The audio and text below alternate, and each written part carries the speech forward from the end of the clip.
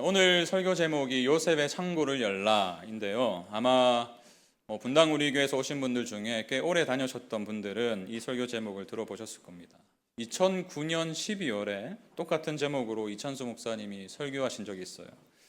그날 이 설교 가운데 이 분당 우리 교회가 향후 이루어가야 될 섬김 사역 몇 가지를 선포하셨는데 이것이 기사로도 나서 교계에 큰 반향을 일으켰습니다. 제가 그때 기억이 나서 인터넷을 찾아보니까 당시 기사가 있더라고요. 목사님을 인터뷰한 내용이었는데 이런 말씀을 하셨어요. 지난 9개월 동안의 안식년 기간에 하나님께서 요셉의 창고를 열라고 명하셨습니다. 창립 이후 하나님은 이유 없이 우리 교회에 은혜를 베풀어 주셨습니다. 이 은혜를 주신 것은 우리만 먹고 잘 살라는 뜻이 아니라 창고를 열어서 나눠주라는 의미임을 새삼 깨달았습니다. 그러면서 이 섬김사역이라는 것이 한국교회가 본질을 회복하기 위해서 또 세상으로부터 잃어버렸던 신뢰를 다시 얻기 위해서 반드시 행해야 될 대안이다라고 강조하셨어요. 제가 이 기사를 읽으면서 참 감사했던 것은 이 외침이 공허한 울림에 그치지 않았다는 거예요.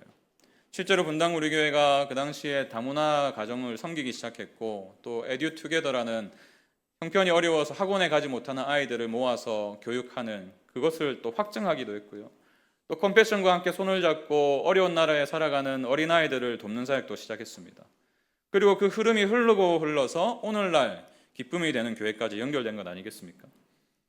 여러분, 결국 우리의 인생에 은혜를 주시는 이유는 다른 사람을 섬기고 또 그로 인해서 그 사람이 살아나는 데 있습니다.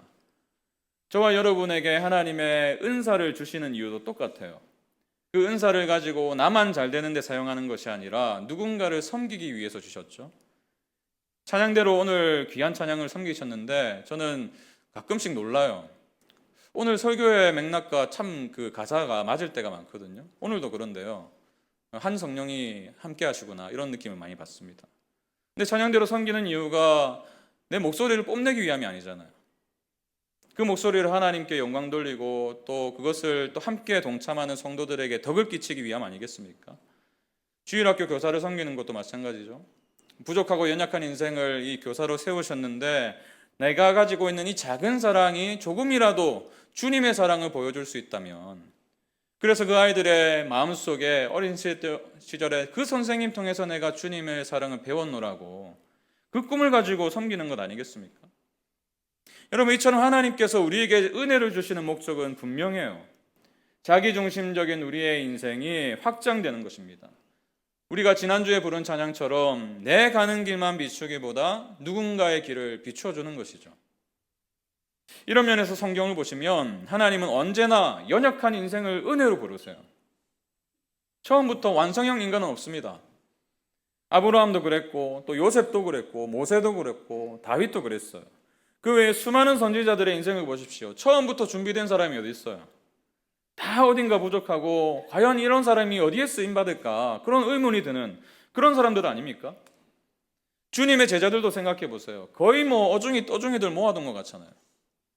이런 자들이 어떻게 복음 가지고 세상을 변화시킬 수 있을까? 그런데 성경은 우리에게 분명히 말씀하시죠. 하나님은 언제나 연약한 자들에게 은혜를 주셔서 그 회복된 자들을 통해서 놀라운 일을 이루어 가신다고요. 우리도 마찬가지예요. 얼마나 부족함이 많은 인생입니까? 그런 우리의 인생에 하나님께서 한량없는 은혜를 주셔서 살리시고 회복시키세요.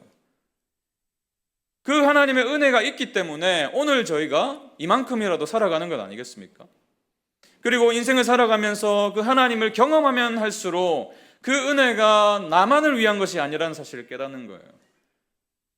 그렇기 때문에 우리는 먼저 은혜를 누려야 됩니다. 여러분, 은혜 안에 사셔야 돼요. 그런가 하면 그 은혜가 반드시 누군가를 섬기는 사명으로 연결된다는 사실도 기억해야 됩니다. 은혜 안에 살아가야 되고 사명으로 살아가야 되는 이 두 가지 원리로 사는 것이 신앙의 전부라고 해도 과언이 아니에요. 뿐만 아니라 이 두 가지 원리는 서로 굉장히 밀접한 관계가 있기 때문에 하나로도 놓치면 안 됩니다. 왜 그럴까요? 받은 은혜 없이 사명만 계속 강조하다 보면 결국 탈진해버리거든요. 번아웃이 찾아옵니다. 교회 봉사에 열심을 내요. 그러나 열심을 내면 낼수록 점점 메말라가는 이유가 무엇입니까? 내가 왜 찬양팀을 섬겨야 되지? 왜 아침부터 나와서 안내부를 섬기지? 이런 회의가 찾아오고 끝내 탈진하게 되는 이유가 뭐예요? 은혜 없이 사역만 했기 때문이에요. 반면에 사명을 잊은 채로 은혜만 누리면 어떻게 될까요? 성장이 없어요. 늘 어린아이처럼 살아갑니다. 예배의 자리는 빠짐없이 참석하고 기도도 많이 하는데 그 기도의 지경이 넓혀지지가 않아요. 늘 제자리를 맴돌아요. 신앙생활을 한 지 수년이 지나도 기도 제목이 늘 자기 문제에 국한돼요. 여러분, 그렇기 때문에 은혜와 사명은 같이 가야 돼요. 이것이 오늘 본문이 말씀하시는 핵심이자 또 오늘 본문을 통해서 저와 여러분에게 주시는 영적 원리입니다.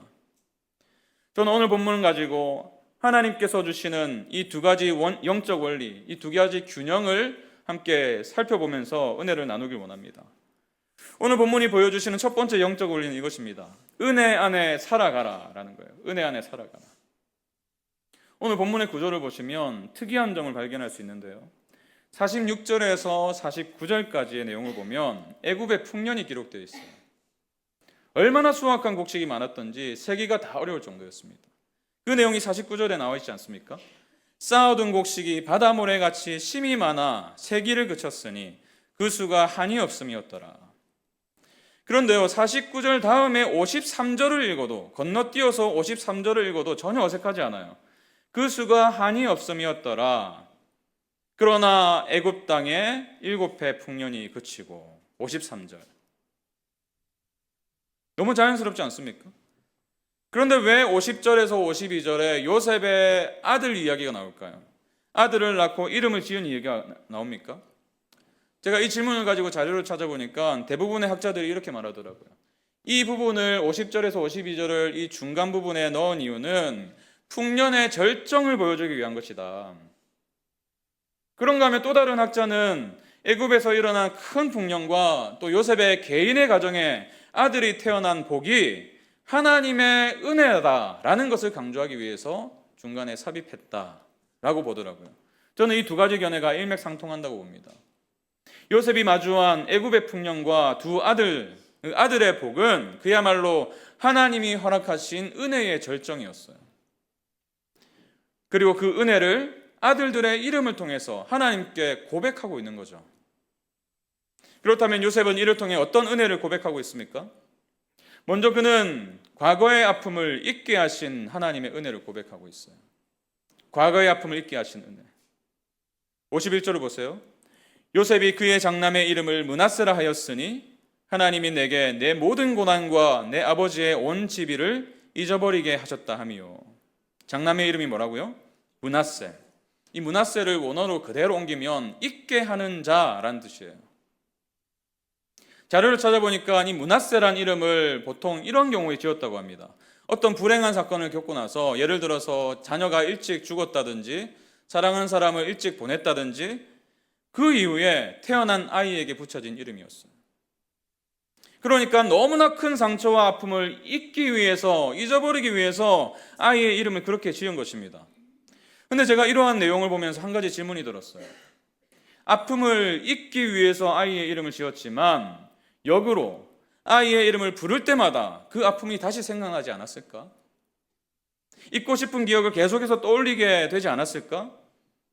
므낫세야 므낫세야 이렇게 아들의 이름을 부를 때마다 트라우마가 되어서 그때 고통이 생각나지 않았을까? 이런 질문이 드는 거예요. 우리도 그렇지 않습니까? 아무리 잊고 싶어도 잊혀지지 않는 아픔이 있잖아요.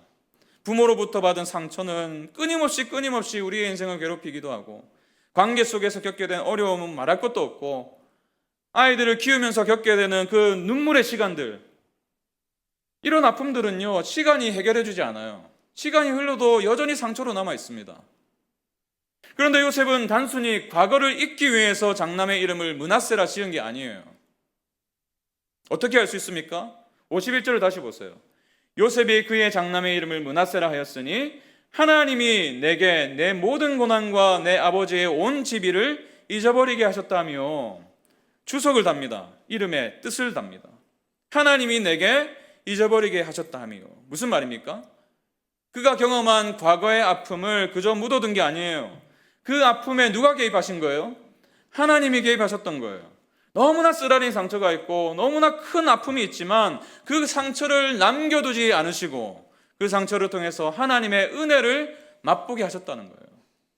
그 고통을 통해서 오히려 하나님의 더 깊은 차원의 은혜를 경험하게 하셨다는 겁니다.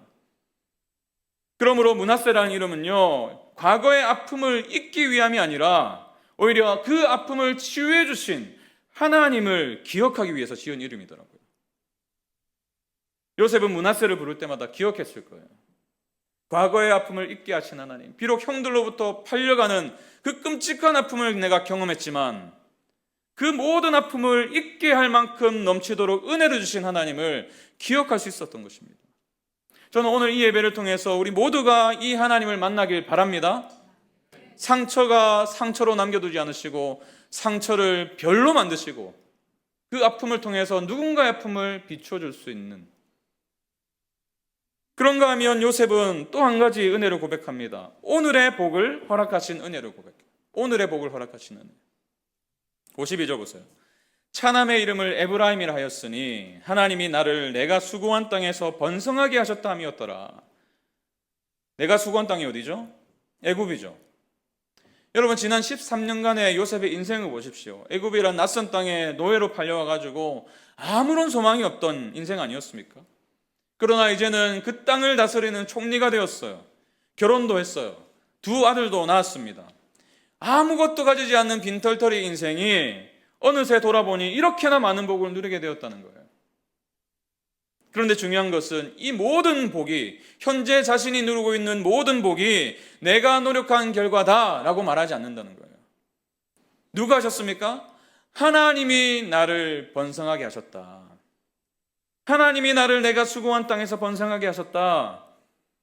그러니 에브라임아, 에브라임아 부를 때마다 하나님이 기억났겠죠. 내가 눈에 보고 있는 것, 내가 누리고 있는 모든 것들이 내 노력의 산물이 아니라 하나님이 주신 은혜의 선물이구나. 아들의 이름을 부르면서 그 아기의 얼굴을 대하면서 그 하나님을 기억했을 거예요. 이런 면에서 두 아들의 이름은 그야말로 요셉의 인생의 주어가 바뀌었다는 증거입니다. 17살의 요셉을 생각해 보십시오. 그의 인생의 주어가 누구였습니까? 자기 자신이었어요. 형들의 단이 내게 절하더이다. 해와 달과 열한 별이 내게 절하더이다. 내가 잘났고 내가 유명해지고 인생의 주어가 자신이었어요. 그런데 그 세월을 지나면서 이제 바뀐 거예요. 내 인생의 주어가 내가 아니라 하나님이구나. 내가 도저히 지울 수 없던 과거의 아픔도 하나님이 있게 하시는구나. 지금 내가 누리는 모든 것들이 하나님이 주신 선물이구나. 인생의 과거도 또 현재도 하나님이 주어인 인생이기 때문에, 그러니 다가올 미래 흉년이 아무리 닥쳐올지라도 넉넉하게 이겨낼 수 있구나 라는 고백까지도 담겨 있는 거죠. 하나님이 주어가 되신 인생. 하나님이 주어가 되신 인생이 뭐예요? 결국 하나님이 베푸시는 은혜 안에 살아가는 인생이잖아요. 지난주에 한 성도님이 이런 고백을 하셨어요. 직장을 늦게 마쳐서 수요기도에 온라인으로 참여했는데 제가 찬양 인도를 하거든요. 찬양 인도하는 제 얼굴을 보면서 눈물이 나왔다는 거죠. 찬양하는 저의 얼굴이 어찌나 행복해 보이던지 그 모습이 참 은혜로웠습니다. 제가 그날따라 비비크림을 더 바른 것도 아니고 그분이 이제 예배에 대한 사모함이 있으셨기 때문에 주신 감동이라고 생각해요. 근데 한편으로 참 감사했어요. 왜 감사했냐면 제가 그날 찬양을 하면서 참 감격스러웠거든요. 근데 그 감격이 전달된 것 같아서 참 감사했어요. 수요교회 궁금하시죠? 나오시기 바랍니다. 사실 수요기도회 때 제가 이 곡을 불렀습니다. 지금까지 에베네셀. 여러분 잘 아시죠? 지금까지 에베네셀 여기 임마누엘 앞으로 여호와 이레 나의 가는 길 함께 하시네. 우리 한번 같이 해볼까요? 지금까지 에베네셀 여기 임마누엘 앞으로 여호와 이레 나의 가는 길 길 함께 하시네. 정말 단순한 가사죠. 근데 부를 때마다 참 가슴이 벅차올라요. 과거의 아픔을 잊게 하시는 하나님, 또 오늘 나와 함께 하시는 하나님, 그래서 미래까지도 기꺼이 내어드릴 수 있는 하나님, 이 찬양을 부르면요 저의 지나온 삶이 생각나거든요. 비록 짧은 인생을 살았지만 참 많은 눈물이 있었습니다. 참 이런 일 저런 일 속에서 겪게 된 아픔도 많았고 상처도 여전히 남아있는 것들도 있고 그 흔적들이 여전히 남아있습니다. 그런데 돌아보니까요 그 아픔을 여전히 남아있는 그 상처가 그대로 골마 터진 게 아니라 그 아픔을 생각할 때마다 하나님이 기억나더라고요. 왜? 그분이 싸매어 주셨기 때문에. 그 싸매어진 반창고가 붙여 있더라고요. 흔적은 그대로 있는데 그대로 있는 게 아니더라고요. 그러니까 이 찬양을 하면서 부를 때마다 감격스러운 거예요. 저도 지난 수요 기도회 때 이 찬양을 부르면서요 제 인생을 돌아보면서 감격스럽기도 했지만 또 함께 이 자리에 계신 성도님들이 생각나더라고요. 내 인생의 상처를 이렇게 싸매주시고 안아주시고 붙여주신, 반창고로 붙여주신 하나님이시라면 우리 사랑하는 성도님들이 오늘 지나고 있는 아픔과 상처도 언젠가 깨끗이 잊을 정도로 새로운 은혜를 주시겠구나, 이런 마음이 드니까 너무 감사한 거예요. 감격스럽고 므낫세의 하나님을 고백하게 하시겠구나, 에브라임의 하나님을 고백하게 하시겠구나. 여러분 과거의 아픔이 있으세요? 아니면 혹시 오늘 여러분이 그 아픔을 지금 통과하고 계십니까? 그렇다면 요셉의 인생에 함께 하셨던 그 하나님이 여러분의 하나님이심을 기억하시기 바랍니다. 그리고 여러분의 입술을 통해서도 므낫세의 하나님, 에브라임의 하나님을 고백하게 하실 줄로 믿습니다. 이게 은혜 안에 살아가는 거예요. 그런가 하면 오늘 본문이 우리에게 주신 두 번째 원리는 이것입니다. 은혜를 받았다면 사명으로 나아가라는 거예요. 사명으로 나아가라. 은혜는 반드시 사명으로 연결되어야 됩니다. 생각해 보세요. 요셉의 인생에 하나님이 왜 이런 은혜를 베푸셨습니까? 은혜를 누리고만 있으라고 주신 것이 아니라 사명으로 나아가라고 주신 거잖아요. 보잘것없는 그의 인생에 놀라운 은혜를 주신 것은 개인의 영광이나 아니면 자신의 어떤 안락한 삶이 아니라 그의 인생을 세상에 복이 되게 하시려고 그 은혜를 베푸신 거예요. 제가 몇 주간 계속 강조하고 있는 게 이건 아니겠습니까? 저와 여러분 누구라고요? 세상의 복이에요. 하나님이 보내신 세상의 복입니다. 이것이 요셉의 인생의 전반에 흐르는 주제이지 않습니까? 근데 많은 분들이 은혜와 사명을 연결시키지 못한 채 살아가요. 절박할 때는 은혜를 구합니다. 막상 은혜를 주시면 하나님의 뜻과 상관없이 살아갈 때가 있어요. 주님, 제가 이것만 해결해 주시면 제 평생 주를 위해 살겠습니다. 이것만 해결해 주시면 제가 다 드리겠습니다. 주를 위해 살겠습니다. 얼마나 절박한 마음으로 기도하십니까? 하나님 은혜를 베푸세요. 문제를 해결해 주시고 그 눈물을 닦아 주실 때가 있습니다. 그 은혜를 누리다 보면 까마득하게 잊어버려요. 그때 마음을 주셨던, 고백했던 것들. 다시 한번 강조드립니다. 은혜를 받았다면 사명의 자리로 나아가셔야 돼요. 요셉을 애굽의 총리로 세우신 것은 개인의 야망을 이루기 위한 것이 아니었습니다. 그를 통해서 수많은 사람의 생명을 구원하시기 위해서였어요. 그래서 요셉은 자신의 인생을 향한 하나님의 꿈을 해석하고 재발견하고 확신하면서 이렇게 고백하잖아요. 창세기 50장 20절 보십시오. 당신들은 나를 해하려 하였으나 하나님은 그것을 선으로 바꾸사 오늘과 같이 많은 백성의 생명을 구원하게 하시려 하셨나니. 여러분 은혜를 주신 이유는 많은 사람을 구원하기 위해서였어요. 그리고 이것이 성경 전반에 흐르는 메시지입니다. 우리가 잘 아는 구절 있죠? 에베소서 2장 8절 9절. 너희는 그 은혜에 의하여 믿음으로 말미암아 구원을 받았으니 이것은 너희에게서 난 것이 아니요 하나님의 선물이라.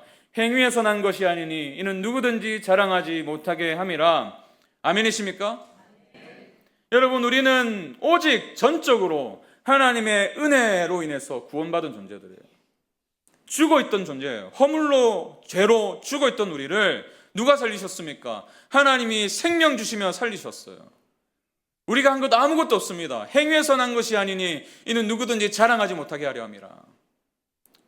근데 여기서 끝이 아니에요. 9절에서 끝이 아니더라고요.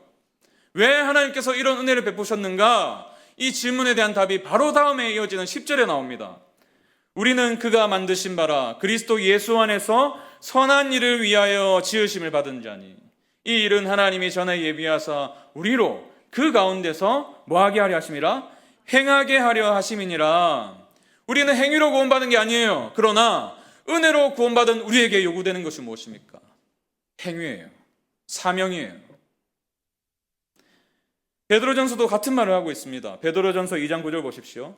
그러나 너희는 택하신 족속이요 왕같은 제사장들이요 거룩한 나라요 그의 소유가 된 백성이니 이는 왜 우리를 불러주셨는가? 왜 우리를 제사장으로 삼아주셨는가? 왜 우리를 주님의 소유로 삼으셨는가?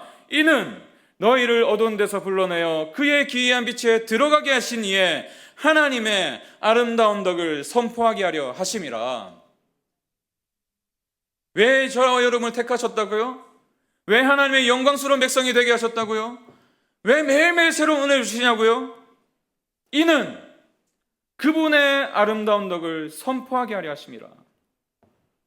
여러분, 이처럼 하나님께서 저와 여러분의 인생에 은혜를 주십니다. 은혜를 주시는 이유는 먼저 저와 여러분을 살리기 위해서예요. 죽어있던 우리를 살리기 위함입니다. 그러나 거기에서 멈추지 않아요. 살아난 우리를 통해 또 다른 누군가를 살리기 위해서예요. 요셉의 말처럼 많은 백성의 생명을 구원하게 하시려 함이라.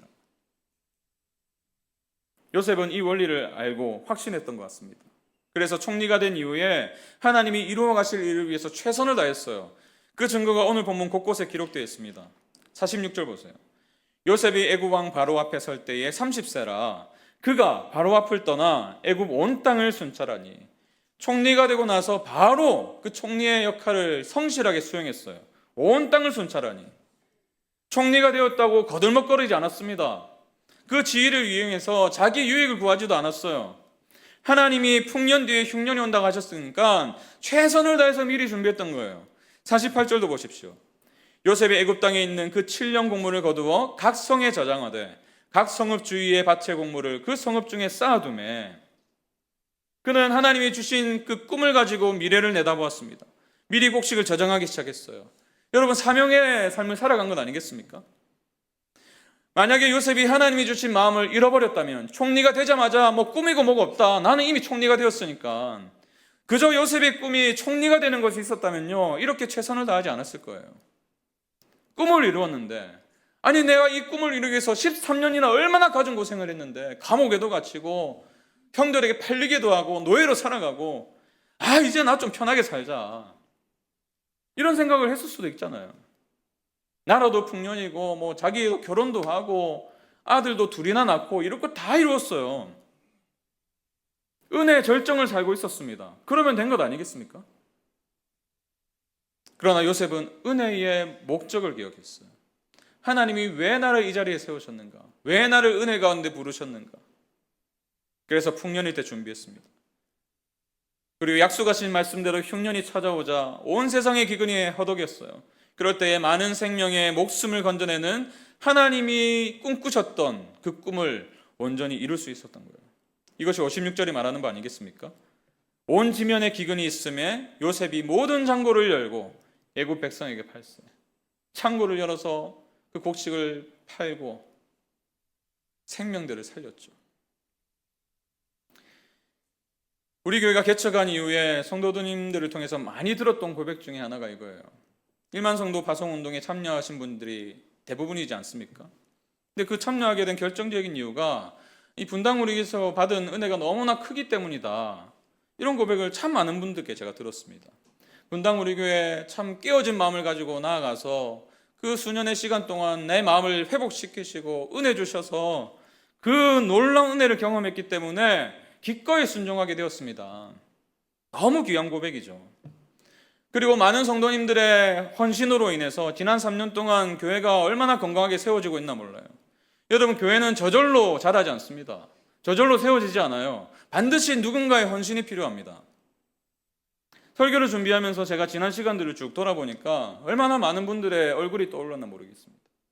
처음에 장소를 구하지 못해가지고 저 혼자 백방 뛰어다닐 때 혼자 뛰어다닌 게 아니거든요. 제가 뭐 부탁드린 것도 아니에요. 자발적으로 일어나서 어디 월세가 붙었습니다. 저기가 좋겠습니다, 목사님. 이런 분들이 얼마나 많았습니까? 그리고 개척부터 지금까지 그 어떤 보상도 바라지 않고 묵묵하게 섬겨주신 찬양팀들 덕분에 예배가 처음부터 잘 뿌리 내릴 수 있었어요. 찬양대도 마찬가지죠. 전공자 하나 없이 시작한 찬양대가 이제 뭐 거의 전문가 수준 아닙니까? 새 가족이 오시면요, 한 분 한 분이 다 비슷한 말씀하세요. 목사님, 교회가 참 따뜻해 보여요. 따뜻함을 느낍니다. 왜 따뜻할까요? 엘리베이터도 내리자마자 집사님 환하게 웃고 계시거든요. 그리고 새 가족 부원들을 얼마나 어제 만난 사람처럼 찰싹 붙어가지고, 주일학교 교사들은 뭐 말할 것도 없고요. 시설관리팀은요, 이제 뭐 전기 시설 관련 자격증을 제가 드리고 싶을 정도예요.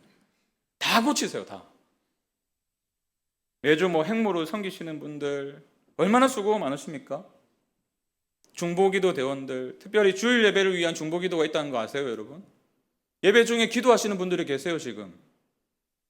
그분들이 기도하기 때문에 예배가 은혜스러운 거예요. 양육과정에 헌신한 분들, 선교팀들, 이웃사랑부, 장식팀, 그리고요, 저 구석에서 매주 아무도 알아주지 않는데 자막 넘기는 미디어팀, 누가 돌아가시면 다 마다하고 뭐 경조보로 뛰어드는 분들, 눈물로 기도하면서 한 영혼 한 영혼 붙들면서 기도하는 우리 순장님들. 제가 또 뭘 빼먹었죠? 상처받지 마세요, 빼먹었다고. 하여간 말씀을 드리자면요, 뭐 밤을 새야 될 정도예요. 지난 3년 동안요, 여러분들이 헌신하셨기 때문에 우리 교회가 이 자리에 있는 거예요. 받은 은혜를 사명으로 연결시켜 주신 귀한 성도님들이 계셨기 때문에 우리 교회가 이 정도로 안정되고 성장하고 있다고 믿습니다. 근데 여러분, 저는요, 좀 욕심이 많은 목사예요. 여기에 머물면 안 돼요. 과거에 베푸신 은혜는 과거에만 머물러서는 안 됩니다. 오늘도 누려져야 돼요. 그리고 새롭게 주신 하나님의 은혜가 새로운 사명으로 연결될 때에 우리 각 사람이, 또 우리 교회가 어제보다 더 성장하고 자라갈 수가 있다고 믿습니다. 1만 성도 파송운동, 또 지난 3년간 사명으로 달려온 나날들 다 귀한데요, 하나님은요, 오늘도 우리에게 은혜 주시길 원하시는 분이란 거예요. 여러분 꼭 기억하십시오. 하나님께는 왕년은 없어요. 왕년에 내가 이렇게 하나님의 놀라운 은혜를 받았다고, 왕년에 내가 교회를 이렇게 기쁨으로 섬겼다고, 그 고백도 너무 귀한 고백인데, 하나님은요, 오늘 전혀 새로운 은혜를 주시는 분이세요. 광야 생활을 하던 이스라엘에게 매일매일 새로운 만나를 주신 것처럼 저와 여러분의 삶에도 매일매일 새로운 은혜를 주시길 원하시는 분이고, 또 실제로 주시는 분이심을 믿습니다. 그래서 예레미야 선지자가 이렇게 선포하잖아요. 예레미야가 3장 22, 23 같이 읽을까요? 여호와의 인자와 긍휼이 무궁하심으로 우리가 진멸되지 아니함이니이다. 이것들이 아침마다 새로우니 주의 성실하심이 크시도소이다. 이것들이 아침마다 새로우니 주의 성실하심이 크시도소이다. 할렐루야. 왜 새로운 은혜를 주십니까? 새로운 꿈을 꾸고 새로운 사명으로 살아가라고 주시는 줄로 믿습니다. 저는요, 이 진리를요, 이 말씀이 계속 생각나는 이유가 목양실에 이 다육이가 있거든요. 다육이를 볼 때마다 이 말씀이 떠올라요. 그래서 제가 가져왔어요, 다육이를. 아침마다 새로운 은혜를 주시는 성실하신 하나님, 왜 생각이 날까요? 이 처음에 제가 받을 때는요, 이 잎이 2개밖에 없었어요. 근데 어느덧 시간이 흐르고 햇빛을 쬐고 제가 물을 주지 않는데, 하여튼 누군가가 부탁드리지도 않았는데 남모르게 와서 물을 주시는 분이 계신 것 같아요. 어느새 싹이 트더라고요. 그러면서 벌써 4개가 되었어요. 지금 잎이 6개가 되었어요. 필요하신 분 중에 제가 떼드릴게요. 만약에 이 2잎이요, 자기가 받은 햇빛과 영양분들을 흘러보내지 않았다면요, 이 생명은 없었어요. 흘러보내지 않았다면 2개로 만족했을 것입니다. 만족하면서 계속 뭐 잘 살았겠죠. 근데 생명을 낳지 못했을 거예요. 제가 이것을 보면서요, 우리의 인생과 마찬가지다라는 생각이 들었어요. 하나님이 왜 우리에게 은혜를 주십니까? 사명을 위한 거죠. 나를 왜 살려주셨습니까? 또 다른 생명을 살리기 위한 거죠. 여러분, 은혜를 누리십시오. 하나님이 주시는 은혜를 누리셔야 됩니다. 그러나 거기서 멈추지 마세요. 그 은혜가 가리키는 방향으로 나아가십시오. 은혜는 언제나 나의 반경을 넘어서요. 이 분갈이 해야 돼요, 지금. 화분의 반경을 넘어서잖아요. 이게 은혜의 원리예요. 밖을 향합니다. 안으로 채워진 은혜가 넘쳐 흘러서 밖을 향하는 것이 하나님의 원리예요. 이런 면에서 우리 교회를 보니까요, 개척 이후로 우리 교회가 동참하고 있는 프로젝트가 하나 있죠. 꿈 넘어 꿈 프로젝트. 1만 성도 파송 운동의 연장선에 있었던 분당 우리 교회 꿈으로 시작했지만 이제는 우리에게 넘겨주셨어요. 우리의 꿈이에요. 우리가 매 절기 때마다 이 절기연금으로 주신 여러분의 헌신을 통해서 지난 한 해도 17개나 되는 교회가 경상권에 정말 많은 은혜를 받았잖아요. 제가 지난주에도 이 설교 준비하다가 받은 소식인데요. 이 대구 동신교회라고 큰 교회가 있습니다. 이 큰 교회가 우리가 하는 이 꿈 넘어 꿈 프로젝트에 너무 감동이 되어가지고 이번에 동참하셨었거든요. 선발하고 하는 과정 속에서. 너무 은혜를 받으셔가지고 우리 교회도 해보자. 그래가지고 이 17개 중에서 의성에 있는 한 교회를 기점으로 해가지고 그 의성 지역에 있는 청소년들을 다 끌어모아가지고 연합 수련회를 진행했대요. 이 시골 교회가 큰 교회가 어디 있어요? 다 작은 교회죠. 작은 교회 두세 명 있는 애들 그래가지고 무슨 자체 수련을 어떻게 합니까? 다 끌어모아가지고 청년들이 헌신해가지고 2박 3일 동안 찬양팀도 섬기고 교사도 섬기고 해가지고 아름답게 수련회가 마무리되었던 소식을 제가 전해드렸어요. 이 의성에 있는 이 목사님도요, 너무나 받은 은혜가 커가지고 너무나 감사하다고. 여러분이 헌신한 결과죠. 올해도 전라도권에 지금 많은 교회가 신청했어요. 200여 교회가 신청했습니다. 그리고 선발 과정 중에 있어요. 저는요, 꿈을 꿉니다. 앞으로 우리 교회가 국내 선교의 방향이 이 꿈 넘어 꿈 프로젝트에 선정된 교회를 향하면 좋겠다. 이 마음을 주시더라고요. 일회적으로 재정만 제공하는 것이 아니라 지속적으로 살피고 어려움을 듣고 공유하고 또 함께 동역하는 방향이 되면 얼마나 좋겠습니까? 그래가지고 여름이 되면요, 우리가 지금까지는 제주 선교만 갔지만 여름이 되면 의성도 가고 저기 전라도 나주도 가고 부안도 가고 여름엔 좀 예배당이 텅텅 비었으면 좋겠어요. 다 선교 가가지고. 그런 꿈을 꾸게 되는 거예요. 왜요? 우리가 받은 은혜가 얼마나 큽니까? 그리고 당장 우리가 실천할 수 있는 한 가지가 있습니다. 저와 여러분이 품은 VIP를 섬기는 일이에요. 오늘부터 아까 광고도 드렸지만 VIP를 위한 기프트샵을 오픈했어요. 들어오면서 아마 보셨을 텐데 4가지 선물을 준비했습니다. 립밤도 준비했고 방향제, 말씀 가죽 책갈피, 도라지 전과 세트. 받는 분들이 좋아할 만한 것을 준비했어요. 근데 더 중요한 거는요, 이 카드 엽서는 무료래요. 여기 뒤에다 손편지를 쓸 수 있도록 드립니다. 마음을 담은 꾹꾹 눌러 쓴 편지 쓰시고 선물을 구입하셔서 전달해 주세요. 그게 여러분의 인생의 창고를 여는 행위예요. 거창하지 않습니다. 단순히 작은 그 한 가지 실천이 하나님께 은혜 받은 것을 흘러보내는 너무나 하나님이 귀하게 여기시는 일인 줄로 믿습니다. 은혜 안에 살아가십시오. 그리고 사명으로 나아가세요. 우리 마지막으로 따라해 봅시다. 은혜 안에 살아가고 사명으로 나아가자. 아멘. 이러한 삶을 살아갈 때에 우리를 통해서 누군가의 생명을 구원하는 놀라운 복을 주실 줄로 믿습니다. 우리 이 믿음 가지고 함께 이 찬양을 고백했으면 좋겠습니다. 한량 없는 은혜, 갚을 길 없는 은혜, 내 삶을 애워싸는 하나님의 은혜. 여러분, 먼저 은혜를 받으셔야 됩니다. 은혜를 누리셔야 돼요. 은혜 없으면 탈진할 수밖에 없어요. 내 은혜를 주셨다면 내가 가두고 있으면 안 돼요. 열어야 됩니다. 창고를 여세요. 그럴 때에 하나님의 생명을 살리는 놀라운 복이 우리의 삶을 통해서 이루어질 줄 믿습니다.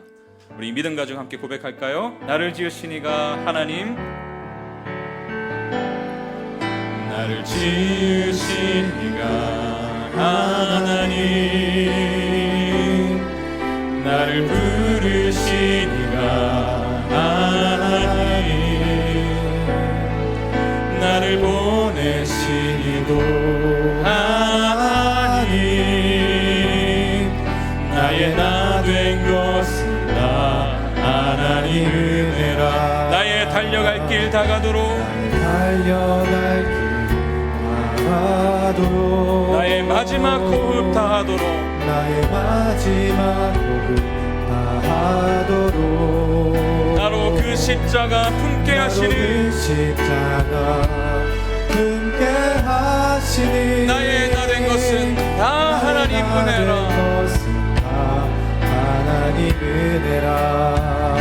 한량 없는 은혜, 한량 없는 은혜,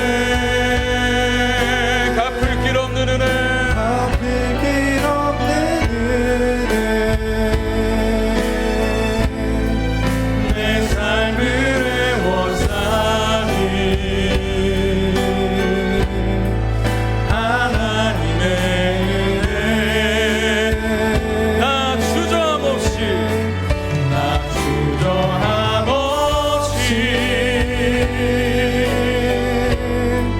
그 땅을 밟음도 나를 붙드시니 하나님의 은혜. 우리 다시 한번 고백합시다. 나를 지으신 이가 하나님, 나를 지으신 이가 하나님, 나를 부르신 이가 하나님, 나를 보내신 이도 하나님이십니다. 나의 나 된 것은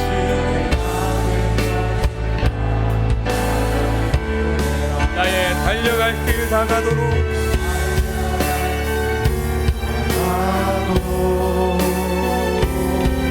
나의 마지막 하도록 나로 그 십자가 품게 나로 하시니 그 십자가 붙게 하시니 나의 나 된 것은 다 하나님 은혜라. 함께 고백합시다. 한량 없는 은혜. 한량 없는 우리 인생의 과거의 모든 아픔을 잊게 하시는 은혜를 찬양합니다. 오늘 내 인생에 복을 주신 그 놀라운 은혜를 찬양합니다. 내 삶을 애워싸니 하나님의 그 은혜가 있기에 우리가 사명으로 나아갑니다. 나 주저함 없이 그 땅을 밟음도 나를 붙드시니 하나님의 은혜. 한량 없는 은혜, 한량 없는 은혜, 갚을 길 없는 은혜, 내 삶을 애워싸니 하나님의 은혜. 나 주저함 없이 나 주저함 없이 그 땅을 밟음도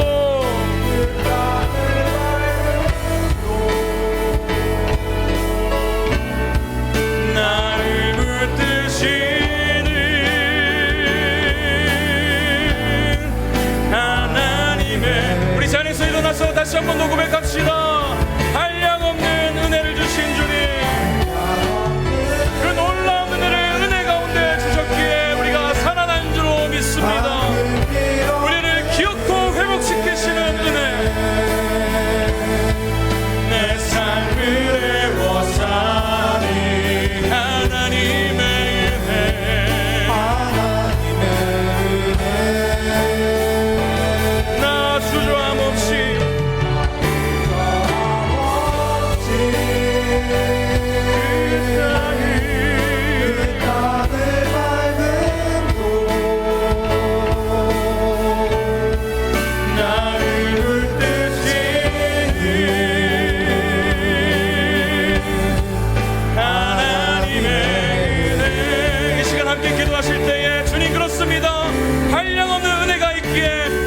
과거로부터 회복될 줄로 믿습니다. 그 아픔이 상처가 결이 되게 하실 줄로 믿습니다. 오늘 내 인생에 누리는 모든 복이 하나님 주신 복음을 믿고 나아갑니다. 그렇게 주님 은혜를 내 삶에 가둬두는 것이 아니라 우리 인생의 창고를 열게 하여 주시옵소서. 사명으로 나가게 하여 주시옵소서. 삶을 살리는 인생이 되게 하여 주시옵소서. 함께 기도하시겠습니다. 아버지 하나님, 그렇습니다. 우리 인생 가운데 은혜를 주신 주님을 찬양합니다. 한량없는 은혜를 주시고 우리에게 생명을 주신 주님을 찬양합니다. 하나님, 죽어있던 우리, 아무것도 할 수 없었던 우리인데 하나님께서 한량없는 주시고 과거의 아픔을 잊게 하시며 싸매시며 끌어안아 주신 그 은혜가 있으기에 오늘 내가 이만큼이나 살아갈 수 있음을 고백합니다.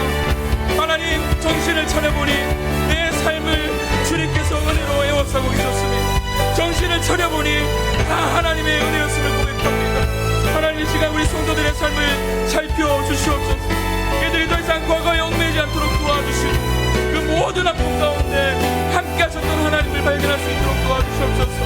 그래서 주님, 새로운 꿈을 가지고 새 마음과 새 뜻으로 날마다 새롭게 주시는 그 하나님의 은혜를 힘입어서 사명의 자리로 나아간 우리 성도들 되게 하시고 하나님, 그로 인해서 우리의 삶을 통해서 한 영혼이 살아날 수 있다면, 내 삶을 통해서 한 인생이 변화될 수만 있다면 기꺼이 내 삶을 내어드리는 인생 살 수 있도록 주님 인도하여 주시옵소서. 우리 다시 한 번 더 믿음 가지고 함께 고백합니다. 한량없는 은혜, 한량없는 은혜, 갚을 길 없는 은혜, 갚을 길 없는 은혜, 내 삶을 에워싸는 하나님의 은혜. 나 주저함없이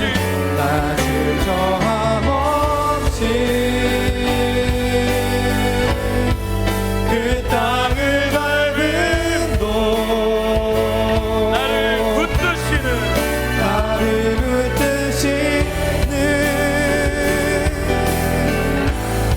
우리 마음을 다 고백합니다.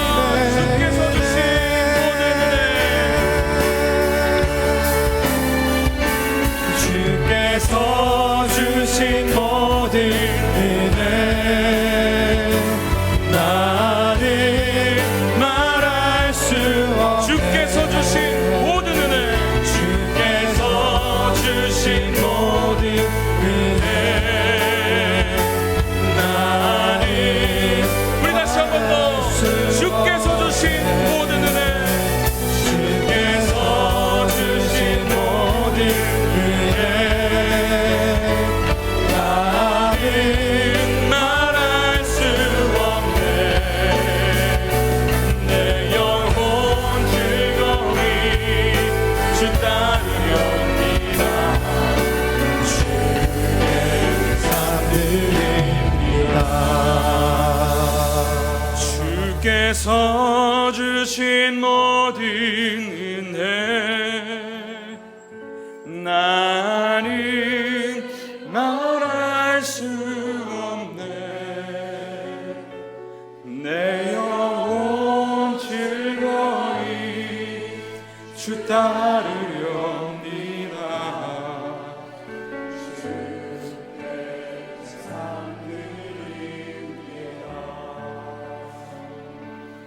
주님, 이것이 우리의 삶의 고백입니다.